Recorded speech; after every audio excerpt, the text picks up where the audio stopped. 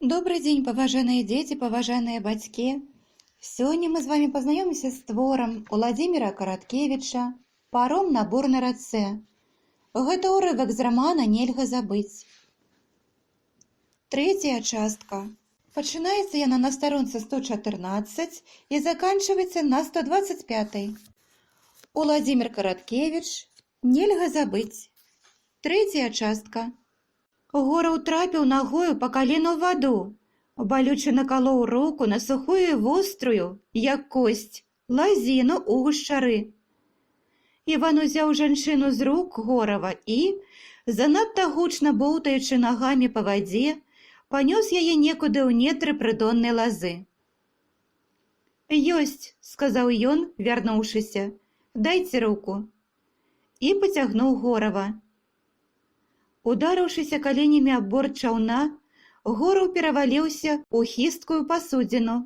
«Чакайце», — буркнуў Іван, — «толькі сцябла схаваю». «Якое сцябла?» «Ну, тутэйшае слова латок, на які нерад укладваюць».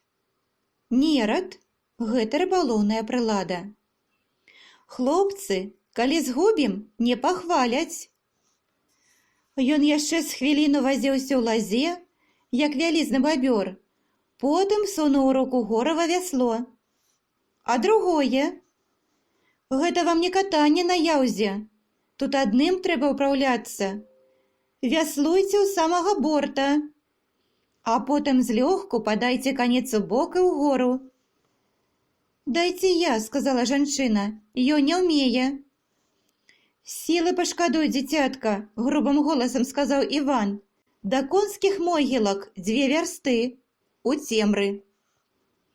Конскімі могілкамі называлася месца, ля якога стаяла гаўпвахта. Іван моцным штуршком выкінуў човен з лазы і адразу, спачатку слаба, потым мацней, пасудзіну пачало гайдаць, а потым кідаць на хвалях. «Чорт», — сказаў салдат, — «наўскос бяры, не стаў бокам да хвалі». «Нічога не бачу».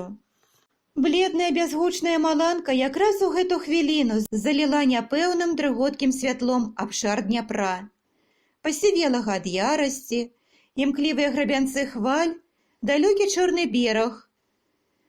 Вёслы Горава і Івана апусціліся ў ваду, ружовую ад святла бліскавіцы.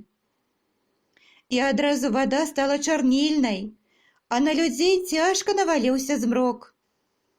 Потым, быццам хочучы памагчы, неба раз-пораз пачало раздзірацца ўспышкамі святла. Гора ўбачыў твар жанчыны, якая з прагай, з чаканнем, зусім без усведамлення небяспекі, толькі з імкненнем наперад, да волі, глядзела на другі бераг, які амаль не набліжаўся. Шкарлупінку кідала ў правалы паміж хваль, вецер адкідваў цёмны шаль на жанчыне, як вялізныя імпэтныя крылы. Імпэтны, хуткі, парывісты, палымяны.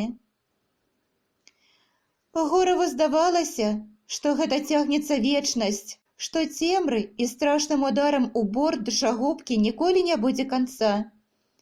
Човен, пэўна, моцна адносіла. І ўсё ж надышоў момант, калі хвалі сцішыліся, шкарлупінка плаўна загайдалася ў зацішку за высокай касой процілеглага берага. «Ну, барын», — уздыхнуў Іван, — «думаў, патонем».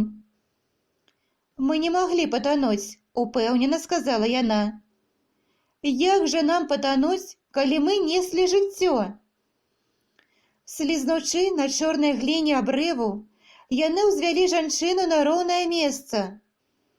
«Ідзіце», — сказаў Іван, — «туды. Мы не можам праводзіць вас». І цень жанчыны паглынуў змрок. Гораў спусціўся ўніз і знайшоў пад адхонам Івана. Нацягнуўшы са стажка сухога сена, той наклаў на яго сухіх леташніх галін лазы, прыплаўленых у повень Дняпром, і паспеў раскласці ў лагчынцы невялічкае, але зыркае вогнішча. «Сушыцеся», — сказаў ён, — «потым самі будзеце веславаць». Я перапливу. Не трэба, каб нас бачылі разам, ваше высакароддзе. Яны моўчкі сушылі вопратку каля агню, а пасля, калі размялі рукамі сухую, пакарабачаную тканіну, заўважылі, што над Дняпром толькі завязаўся світанак. У гэтым жаўтавата-шэрым брудным святле вялікая рака сціхла, быццам засаромеўшыся таго, што нарабіла ў мінулую ноч. Усё яшчэ было ветрана, але нізавы вецер даў месца верхавому, і той сагнаў хвалю, разгладзіў сваім подыхам нахмураную паверхню ракі. Яшчэ падалі кроплі дажджу, але відно было, што дзень хутка усміхнецца ўсімі сваімі прамытымі і цёплымі барвамі. Барва – колер, густа-чырвоны колер. Да і дождж быў такі рэдкі, што незразумела было, ці то падалі скупыя кроплі, ці небывала дружна хадзіла жорам верхаводка. Хадзіць жорам тут пра рыбу, якая з прагнасцю кідаецца на ежу. Іван скруціў вопратку ў вузел і, трымаючы яе на паднятай руцэ, сказаў: «Дык я паплыву, ваше высакароддзе, прыйду потым на кардон паплавамі». І сказаў, быццам даравання прасіў, быццам не афіцэр падбіў яго на процізаконны ўчынак. Вайна вайною, а баб шкада. Вельмі баб шкада. Калі Гораў, не зусім спрытна валодаючы вяслом, перабраўся цераз Дняпро і паплыў каля нізкага берага, дзень вось-вось павінен быў перамагчы світанне. Раскашавала мокрая лаза. Цяжкія някошаныя травы на берагах дымелі, з лоні Дняпра плыла сытая пара, як ад вядра з сырадоем. «Божа!» – падумаў Гораў, «нават рэкі цякуць малаком, і на гэткай зямлі, поўны даброшчаў, паміраць? І такой светлай раніцай чакаць смерці? Ну не, няхай хоць на 2 гадзіны скараціць такое чаканне, і то добра. Я не шкадую». За павароткаю ракі адкрыўся, зусім непадалёку, кардон. На паромным прычале стаяў, успёршыся на балясы. Балясы – гэта агароджа з точаных фігурных слупкоў. Млявы Пора Леановіч з цыгаркаю ў зубах. Паплёваў ваду, іранічным позіркам глядзеў на човен, які набліжаўся, выплываў з імглы. Гораў прывязаў човен у лазе, выбраўся з яе на сухі бераг і пайшоў паўз прычал. Леановіч глядзеў на зграбную постаць маладога чалавека нейкімі дзіўнымі, саркастычна-пагардлівымі вачыма. І гэтыя вочы прымусілі Горава зрабіць выгляд, што нічога не было, што яны толькі што развіталіся. «Баюся, што вы дарэмна пайшлі на парушэнне прысягі, капітан Гораў». Юрый спыніўся. Вочы яго спакойна сустрэлі позірк вачэй Леановіча. «Тут не прысяга. Вайсковы загад не можа датычыцца жанчыны, якая вязе літасць свайму мужу. І той не афіцэр, хто не дапаможа жанчыне ў такіх абставінах. Вы яшчэ хлопчык, капітан, і як лёгка яна вас абдурыла. У яе загад графа Муравьёва. Святая нявіннасць. У яе загад, і нельга гуляць з жыццём памілаванага». На вуснах Пора Леановіча з'явілася іранічная усмешка. «Вы лічыце, што наш граф так лёгка выпускае з пятлі людзей? Не разумею вас. Яму проста апрыкралі жаночыя просьбы. Яму да слёз хочацца, каб яго лічылі высакародным, каб хоць адна прыгожая жанчына лічыла вылюдкам не яго, а Фільку. Што? Ён замяняе страту пажыццёвай катаргай і пасылае жанчыну, а за 2 гадзіны да гэтага з губернатарскай поштай пасылае фельд'егера, каб на месцы паспяшаліся. Фельд'егер – ваенны кур'ер. Гораў сцяў зубы. Калі гэта праўда, то ён падлюга. Ён чалавек, сказаў Леановіч. Чаго ад людзей чакаць? Што далей? Сурова спытаў Гораў. Жанчына, відаць, не шкадавала грошай. Яна ехала, наступаючы яму на пяты. Як яна магла зрабіць такую дарогу за 48 гадзін, не ведаю. Гэта трэба быць жалезным чалавекам. І ўсё ж фельд'егер вырваўся з апошняй станцыі, узяўшы апошняга коня. Ён апярэдзіў яе не больш чым на 2 гадзіны. Твар Горава быў белы, як палатно. «Не лічыце графа дурным», – раўнадушна сказаў Леановіч. Ён памаўчаў хвіліну. Гору не мог болей вытрымаць. «Дзе той фельд'егер? Вы самі яго перавезлі цераз Дняпро над вячоркам. Гэты улан прывёз мне загад. Што б там ні было, затрымаць гэтую жанчыну да 3 гадзін раніцы. Хопіць, каб прыняў апошнюю літасць ад ката. Памаліўся апошнюю ноч і ўдосталь пакачаўся на шворцы. Шворка, вяровачка, павадок. А ў яе вечныя пакуты сумлення, што спазнілася на паўгадзіны? Магчыма, сказаў Леановіч. Ну што ж, сказаў Гораў, я парушыў ваш план. Яна ўсё ж паспее. І гэта дрэнна. Што вы зрабілі? Гэта вельмі несумленна. Не мне ж іх шкадаваць. Як кажуць, воўк ваўку чалавек. А вы парушылі абавязак і гонар афіцэра. Гонар афіцэра не ў тым, каб быць катам. Ускіпеў Гораў. А жанчына паспее. Яна не можа не паспець. Леановіч не слухаў яго. Для самазаспакаення думайце, што гэты інсургент быў крыклівы кар'ерыст, а яго жонка – распутніца.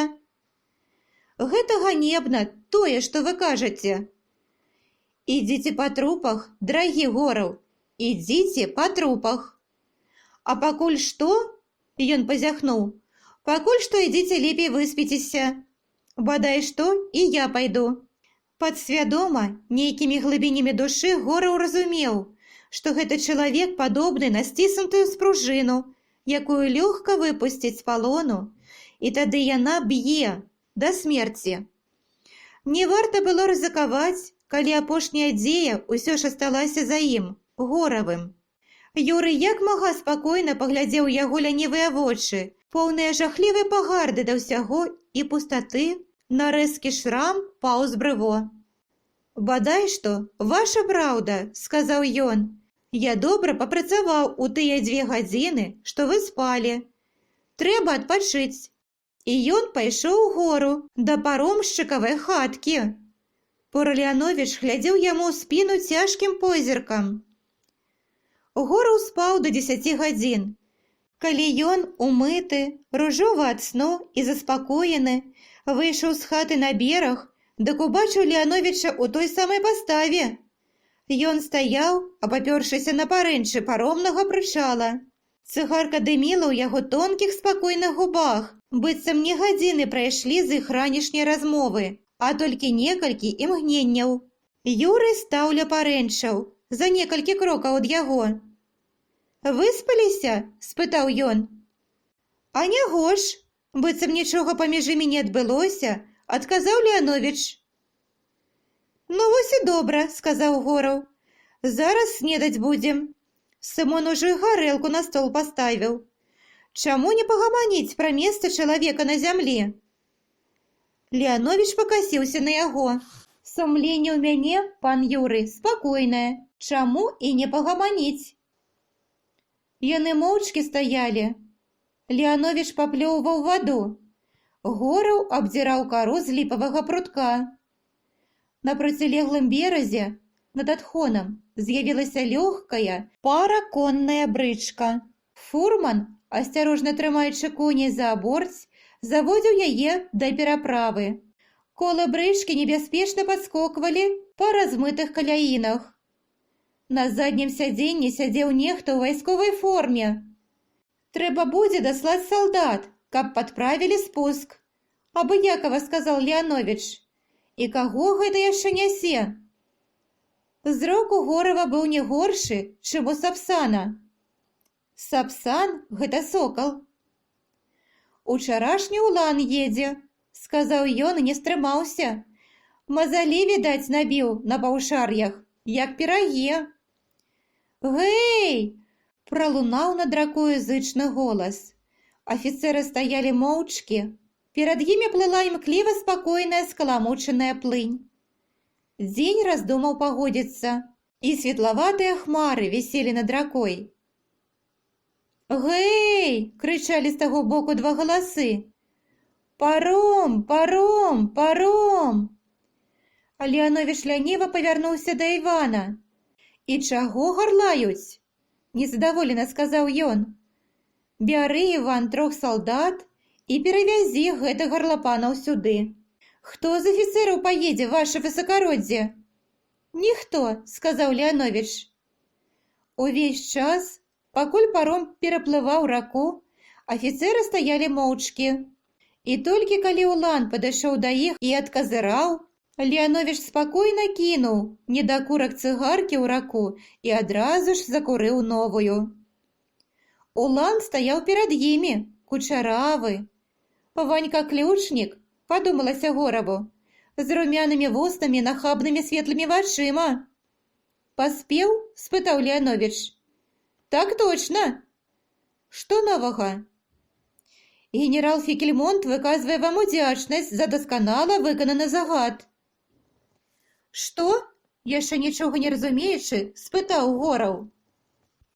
Улан стаяў струнка, але з той няўлоўнай вольнасцю, якая ўласціва фельд'егерам і дазваляе думаць аб лёгкай пагардзе да пехтуры, хоць бы і афіцэраў.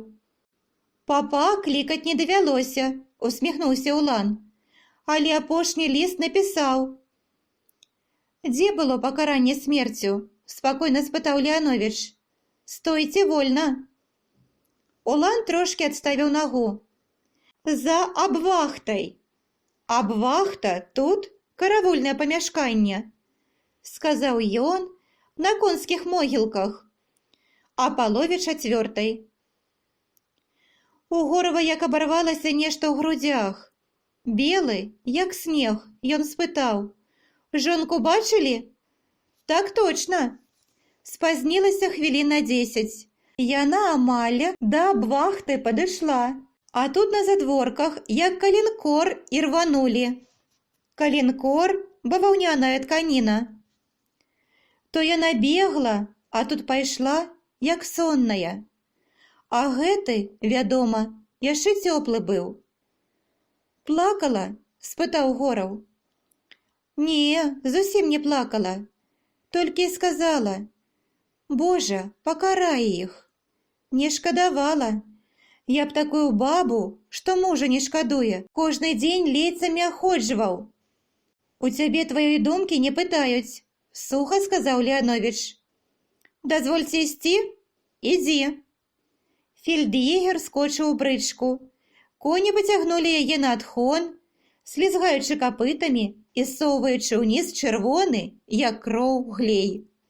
Потым колы заляскаталі паўз хату па паплаўцы за ёю, па беразе Старыка.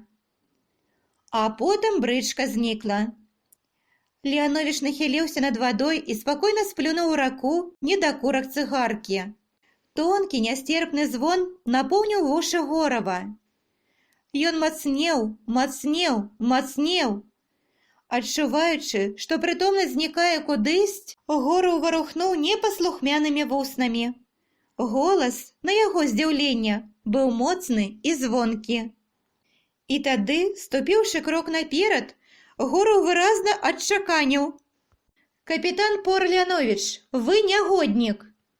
Леановіч рэзка павярнуў галаву, адарваўся ад парэнчаў. Яго халодныя вочы з цікавасцю разглядалі Горава. «Гораў, вы заблыталіся на туз», – холадна сказаў ён. «Вы падлюга і нягоднік», – сказаў Гораў. «На 3 крокі», – іранічна сказаў Леановіч, «каб разбэшчаная знатнасць не абражала нявіннасці і чысціні». І раптам пасур'ёзнеў, на гладка выгаленых шчоках набраклі каменныя жаўлакі. «Што ж», Гэтым рана ці позна павінна было скончыцца. Мы занадта перашкаджалі адзін аднаму. Зайдзіце ў хату, вазьміце стрэльбу і чакайце мяне на сцежцы ў Турск, ля вярбы. Я вас даганю. Раю лічыць, мы ідзём на сяброўскае паляванне, на качак. І спакойна павярнуўся да Горава спінаю. Нават не паглядзеў на яго, калі той накіраваўся да хаты. Яны ішлі рука да рукі, як сябры. Ніхто, нават вартавы ля пераправы цераз старыцу, не мог бы падумаць, што гэта не ўчарашнія камрады, а ворагі. Леанowicz дружалюбна падтрымліваў Горава, калі яны ішлі кладкаю. Хата паромшчыка знікла за густымі вербамі, пад якімі ляжала старыца. Хлюпаючы ботамі, яны ішлі далей і далей у лугі, а над імі высока вісела шэрае нізкае неба. «Пойдзем да Камарына, там зручней».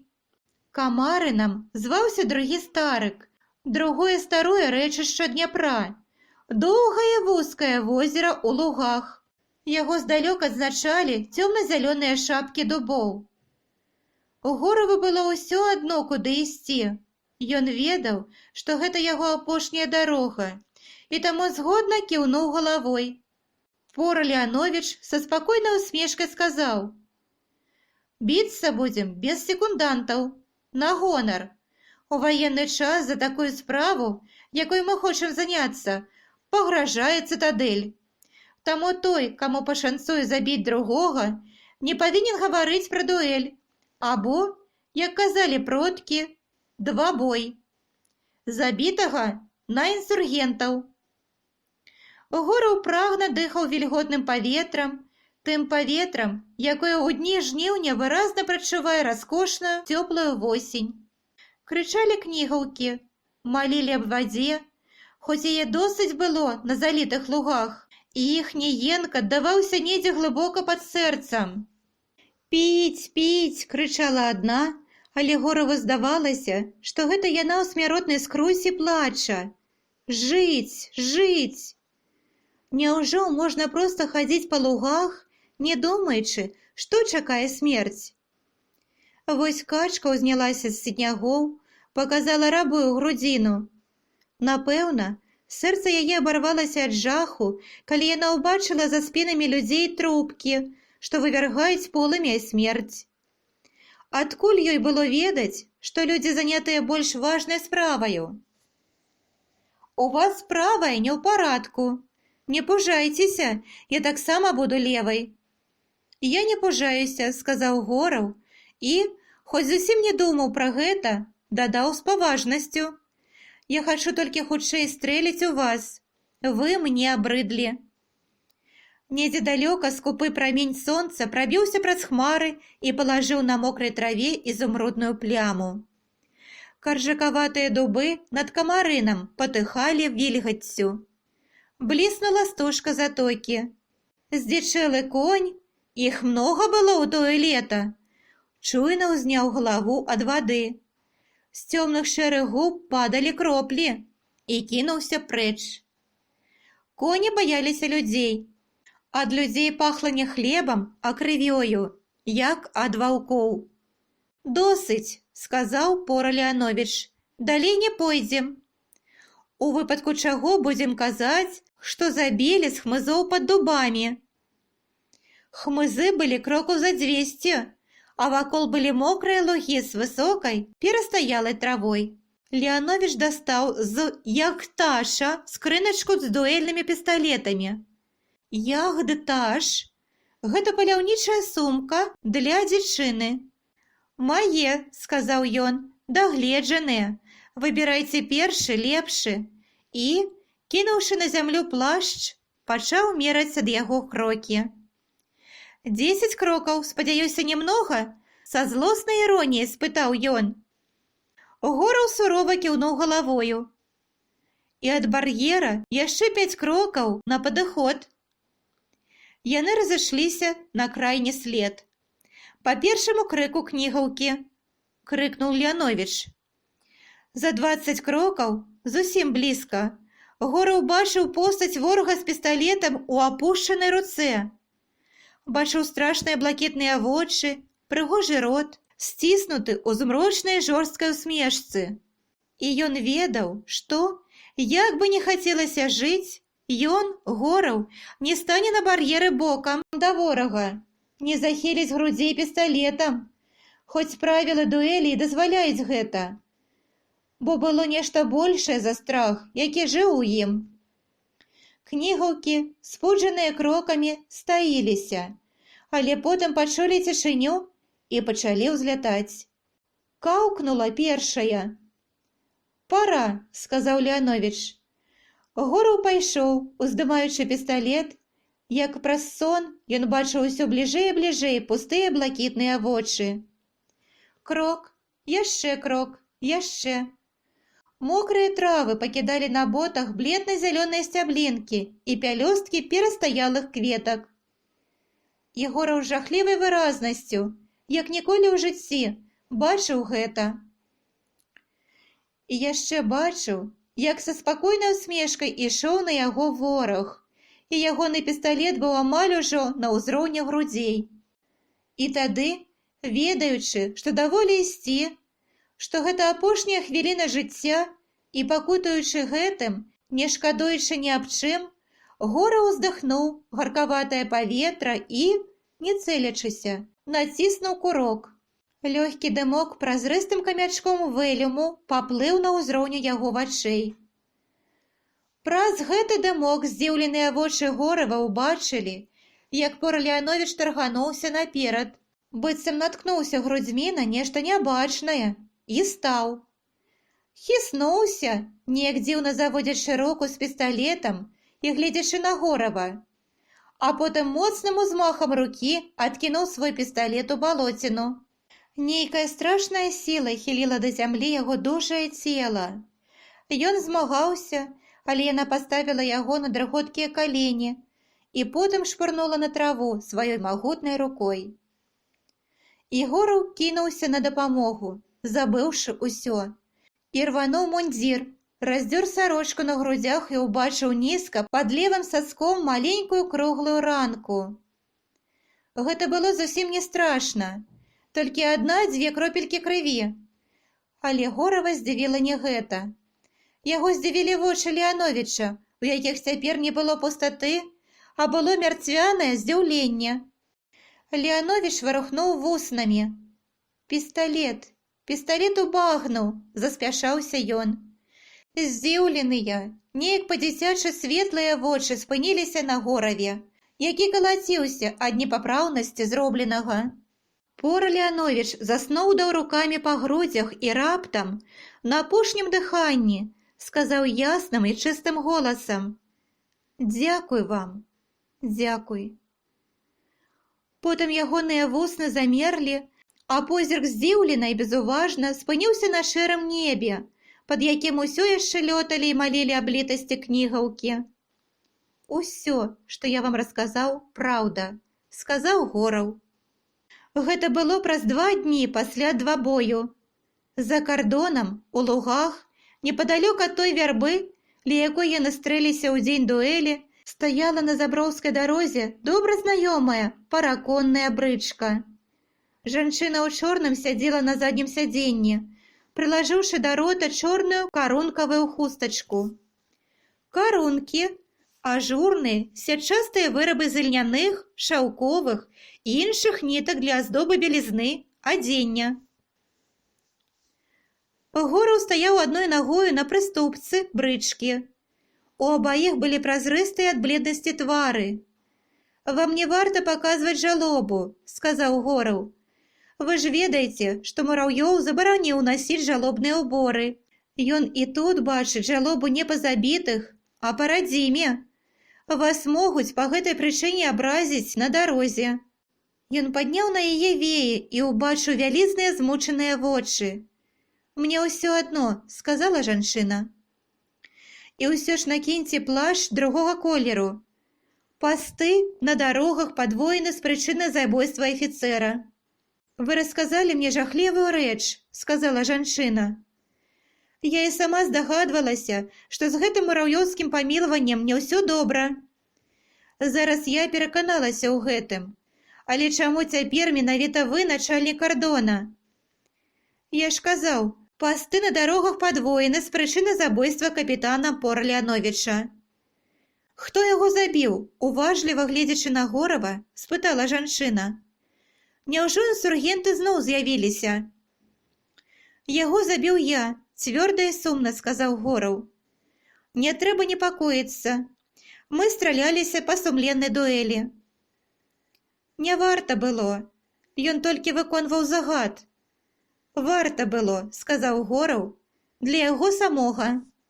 Жанчына моўчкі глядзела на мокрыя лугі, што драмалі ў плямах скупога сонечнага святла. Потым нахілілася, выцягнула з дарожнага куфра цёмна-сіні плашч і накінула яго зверху жалобнага адзення. «Мабыць, ваша праўда», — сказала яна. «Я была зусім разбітая, але вы сваёй мужнасцю далі мужнасці мне. Я ведаю, што мне рабіць. Куды вы цяпер?» «У Вільню, да Мураўёва. Я даб'юся ад яго аўдыенцыі і не пабаюся сказаць, што думаю пра яго». «Гэта вельмі небяспечна, а вы яшчэ такая маладая, і для вас не цяпер, але магчыма шчасце».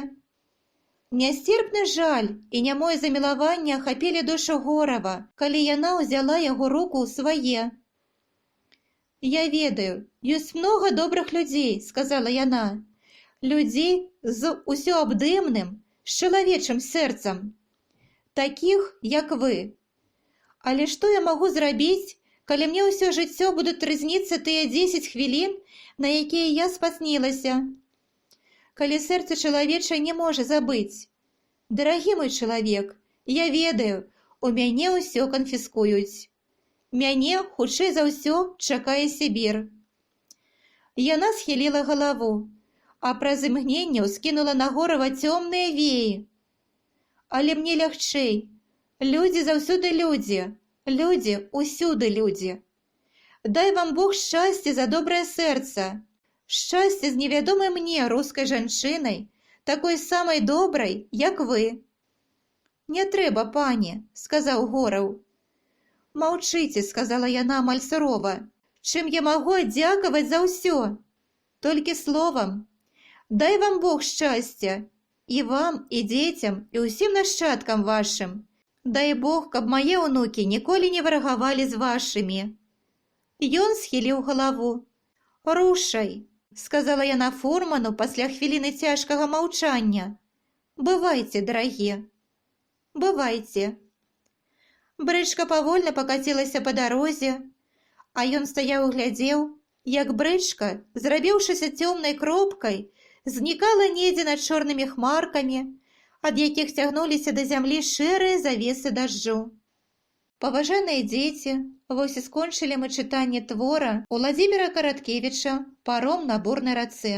Дзякуй вам за ўвагу, стаўце лайкі, падпісвайцеся на канал.